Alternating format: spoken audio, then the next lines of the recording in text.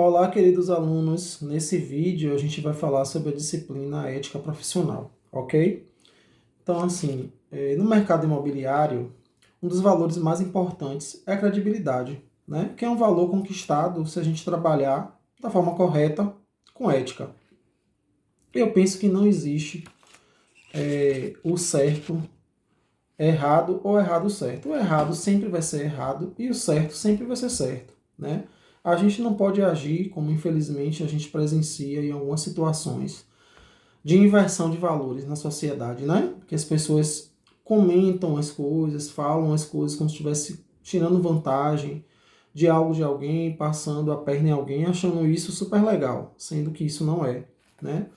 Na nossa profissão, a gente não pode esconder as informações, a gente precisa falar a verdade, ser transparente. Sendo assim, a gente consegue fidelizar o cliente a vida inteira. Por exemplo, eu já negociei um imóvel na Boca do Rio, que o cliente chegou para mim e falou assim: Alberto, essa rua é feia, passa uma sensação de insegurança, não é? Eu falei: é. Eu estava vendo a mesma coisa que o cliente estava vendo. Como é que eu podia dizer uma coisa diferente? Mas eu trouxe algumas informações importantes para ele, que era um prédio familiar, que os pais da proprietária moravam no térreo, que a irmã da proprietária, que tinha uma filha pequena, morava em um outro andar, que eles já moravam ali há muito tempo, que nunca tiveram nenhum problema, que a rua era policiada, inclusive enquanto a gente estava lá na varanda, ele viu a ronda da polícia, né? Mas realmente passava uma impressão ruim. E eu estava vendo a mesma coisa que ele estava, né? Também tive uma outra situação de um imóvel na região de Piatã, que tem uma comunidade próxima, e há um mês atrás, 2 meses atrás mais ou menos, teve uma perseguição policial com troca de tiros, que um dos tiros atingiu uma janela, uma varanda de uma janela, próximo desse local. O cliente que me ligou querendo conhecer o imóvel me perguntou: Alberto, esse imóvel é perto daquele local assim assim? Falei sim. Foi uma notícia de grande proporção. Passou na televisão, estava em todos os sites, redes sociais. E aí eu minimizei, eu falei assim, olha, realmente aconteceu, foi um caso pontual, realmente foi um caso pontual. E violência tem em qualquer parte de Salvador, do Brasil, né?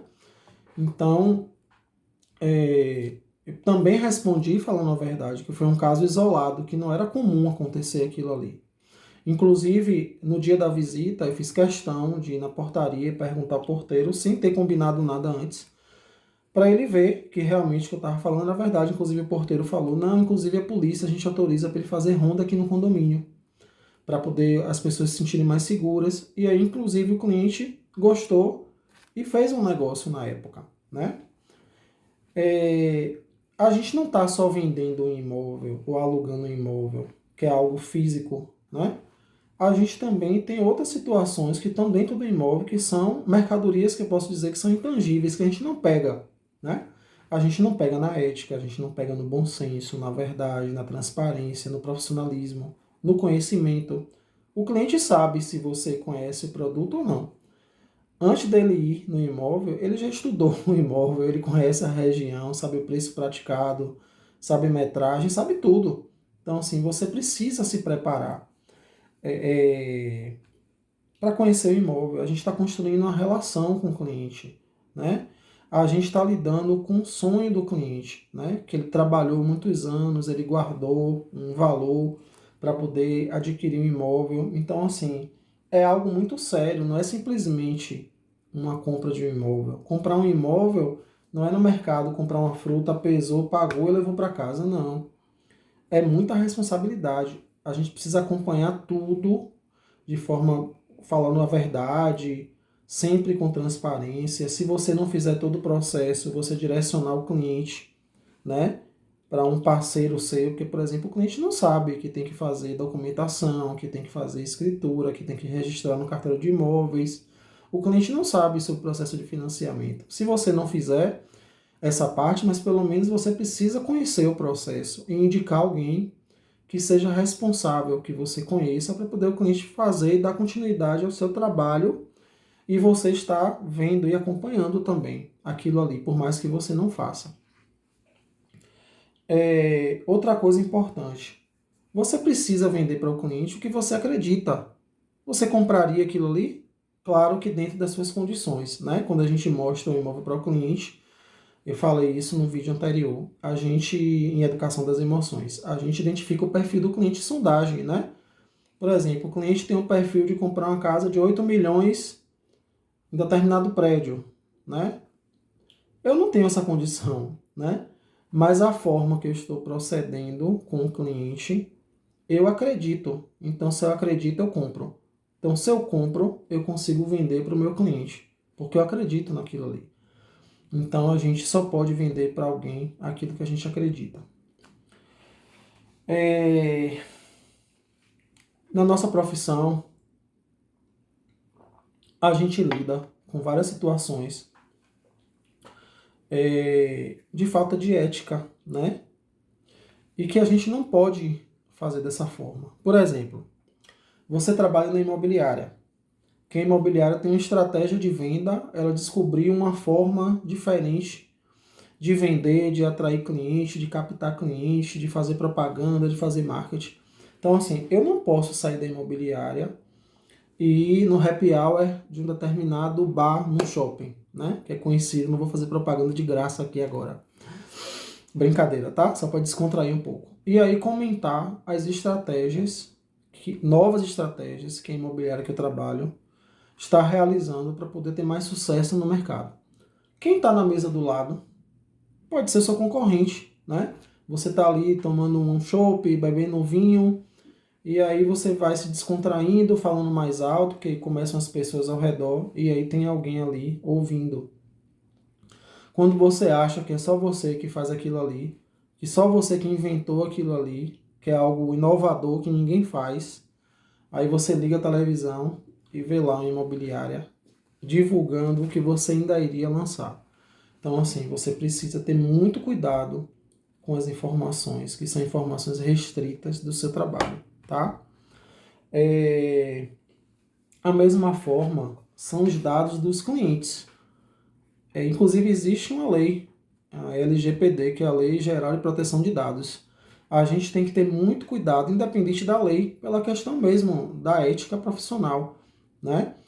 De não sair comentando ou passando dados de cliente para outras pessoas que você teve acesso. Por exemplo, você vai fazer uma venda, você precisa tirar certidões, você precisa de informações pessoais do cliente, como CPF, identidade, várias informações, contra-cheque, enfim. Você não pode passar adiante que você atendeu um cantor conhecido, um jogador conhecido, ou uma pessoa desconhecida mesmo, utilizar aqueles dados de forma inapropriada ou sair comentando. Uma certa vez teve uma situação, por exemplo, de uma pessoa conhecida, pública, que iria alugar um imóvel, ele ganhava 50 vezes mais do que o valor do imóvel, tinha total condição de alugar, só que quando foi feita a análise de crédito foi vista uma restrição num valor mínimo. Aquilo precisava ser dito ao cliente e ao proprietário, né? Porque por mais que a gente às vezes tenha exclusividade no imóvel, mas tem situações que quem decide é o proprietário. Então a gente faz as recomendações. Ó, teve uma restrição aqui, pouca, a pessoa nem sabia, ele emprestou o nome para alguém e às vezes realmente a pessoa não sabe. Porque se tem situações que você só fica sabendo quando você compra um imóvel, você aluga um imóvel, você compra um carro, um automóvel. Você não consulta seus dados todos os dias. E aí era uma pessoa conhecida, entendeu? Então, assim, imagine ir para um lugar público, comentar com alguém e aí tá lá um site de fofoca, enfim. No outro dia tá lá publicado no site, na imprensa, que um corretor de imóveis estava no lugar público comentando sobre uma pessoa que tinha restrição assim, assim, que aquilo era um escândalo, entendeu? Então, assim, a pessoa tem um nome a zelar e também o seu trabalho, você precisa zelar pelo seu trabalho.